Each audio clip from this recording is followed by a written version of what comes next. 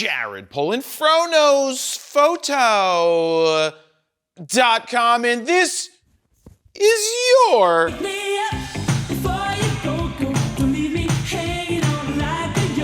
Photo News Fix.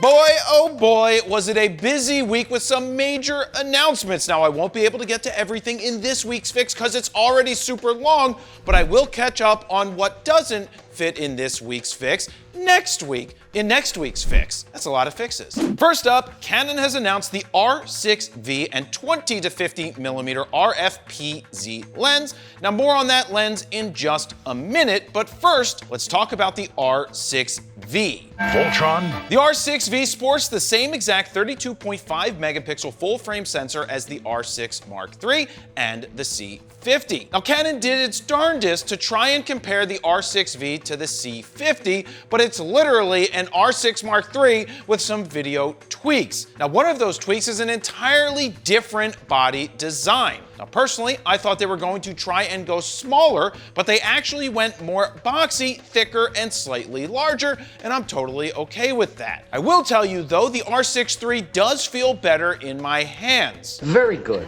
Comfortable. The R6V Voltron. incorporates a fan for active cooling, which the R6 III does not have, though we haven't encountered any overheating issues to date. Now, it lacks an EVF or mechanical shutter, which will make it more difficult to capture stills. Though I say this with peace and love, peace and love. If you're trying to decide between the V or the 3 and you think you're going to take photos, go with the 3. If not, the V is going to be a solid option. Just like the R6 III, it has 7K up to 30p open gate recording. Yeah, open gate, whoop-de-freaking-doo, whoop-de-doo. Buzzwords, yay, we need something we don't really need. Anyway, there's a vertical tripod mount, 2 card slots, CF Express B, and an SD card slot, a bunch of customizable buttons, tally lights, and even a zoom rocker. Now, since I mentioned the zoom rocker, now would be a good time to mention the 20 to 50 f4 PZ RF lens. Now, the PZ stands for power zoom, kind of like me. Wow. The cool thing about the lens is you can use it in PZ mode or regular twist and turn mode for zooming. It is internal zooming as well as light, which will be ideal for using it on a gimbal. Now, in terms of pricing, it isn't going to be cheap. It comes in at $13.99.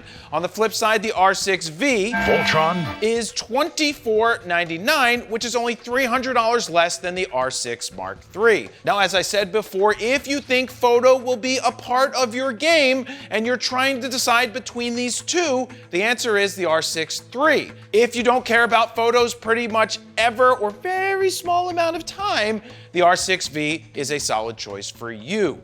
Now, there's a lot of other features I can't mention here on Fix, but we do have out our full hands-on preview of this camera and lens, and it's linked down below. Now, which one would you go with and why? Let me know down below. Next up, Sony has dropped the long-rumored 100 to 400 millimeter f4.5. That's right, it's not an f4 as the rumor sites claimed it would be for the past 6 months or more. Now, is this a deal breaker? Honestly, no, and here's why. The 4.5 will be way more affordable for the masses. First things first, this lens is not a replacement for the 9-year-old 100 to 400 4.5 to 5.6, and it stands on its own. Now, in terms of size, it's very much similar to that of Sony's 200 to 600. Now, I had the chance to do a full review of it in numerous situations, from soccer to baseball to the zoo and even flag football. Now, it's perfectly balanced in your hands off and on the camera. It weighs in at 4.1 pounds or 1.8 kilos. Its massive zoom ring is placed exactly where it needs to be, and when it's set to smooth as opposed to tight, yes, there's a switch called smooth or tight. I didn't make this up, it's actually there, but when it's set to smooth, the zoom throw is lightning quick, ka-chow, from 100 to 400 and back again. For those who want more reach and to dumb down the quality of their lens, it is TC compatible.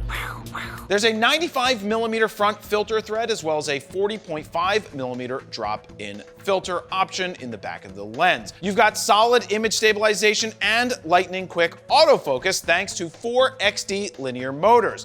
Now, in terms of price, it's coming in at $4,300. For comparison, the 200 to 600 is $2,100 and due for replacement sometime soon, and the old 9-year-old 100 to 400 4.5 to 5.6 is currently $2,700. So who is this lens for? I think it's a great lens for some professional photographers who are okay with carrying larger lenses and maybe not having that f4 or 2.8 because they trade size for weight. Personally, this would have been a perfect lens for me last year on safari in Kenya, as opposed to the variable aperture one that I used. But on the flip side, I think this lens is too expensive and too big for the mom and dad who just want to capture their kids playing field sports. They are better off waiting for a version 2 of the variable aperture lens, which we don't know when that is coming, if it is ever coming.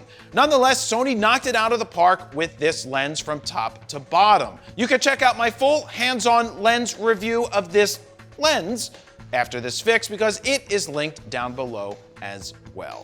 New boot camp alert, it's not your camera, it's you. Your camera isn't why your photos aren't as good as you expected them to be, but that's okay, because I can teach you exactly what you need to do no matter what camera or lens you use to get photos that do not suck. I'd love for you to join me at the next Fro Knows Photo Bootcamp on Saturday, July 18th, right here in Philly at the Fro Factory. It's going to be a jam-packed day of 8+ hours of hands-on learning, shooting, fun, critiquing, and more. There will be models for portraits in good light as well as low light, action photo opportunities with basketball players and skateboarders, and possibly a Ghostbuster or 2. Now, I keep the class sizes small so you'll get plenty of one-on-one time with me and another pro photographer by the name of Greg Carocchio. It doesn't matter if you just picked up your first camera or you've had one for a while, or you're just looking to level up your skills,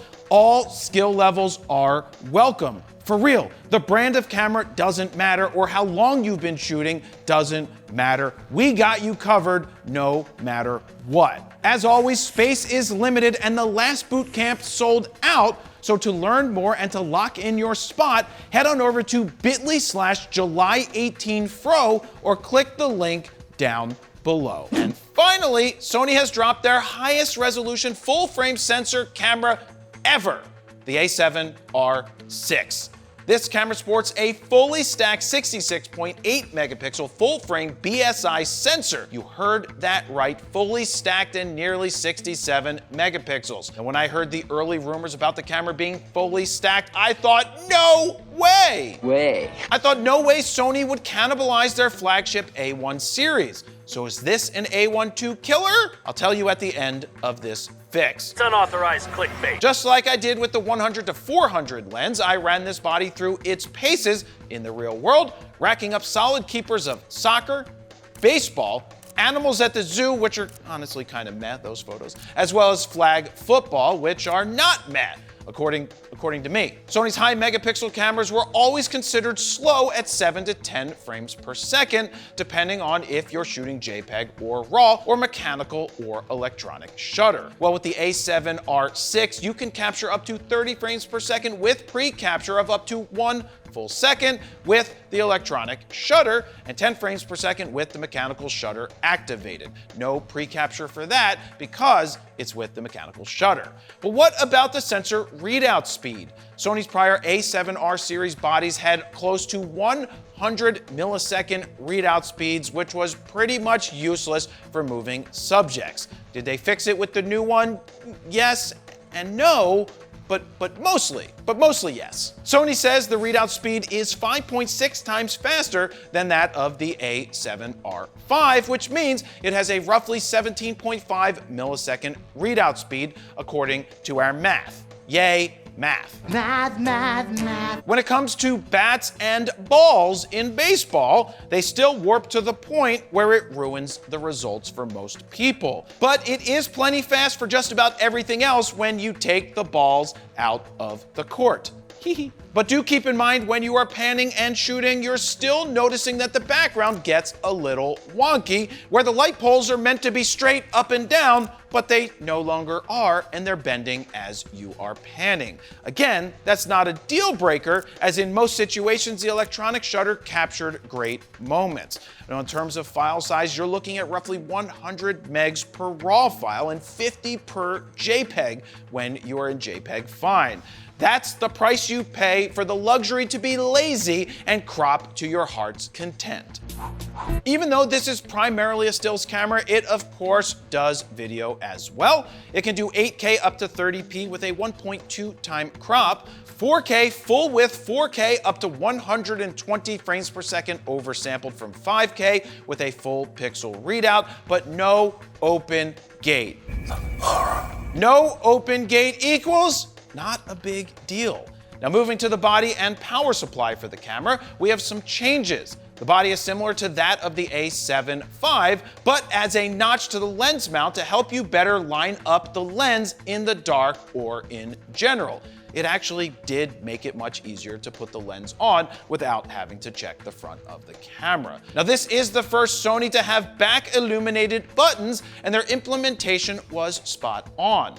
Now, in terms of power, the Z battery has gone bye-bye and has been replaced by the S8 version, which I hope means Sony Alpha and not something else, which charges 45% faster than the old one. Keep in mind, these aren't reverse compatible with the Z battery, and you'll need a new grip with the A7R6. The good news is the camera comes with a dual charger, but an extra battery will set you back $120. So is this an A12 killer, simply put? No. But for the people that want massive megapixels, 30 frames per second with pre-capture, and don't need the 4 millisecond readout speed or to spend over $7,000, the answer is no. You'll just need to fork over $4,500 and then it will be yours. And there you have it. That's your extra long photo news fix this time around. Thank you very much for watching. Jared Polin, FroKnowsPhoto.com. See ya.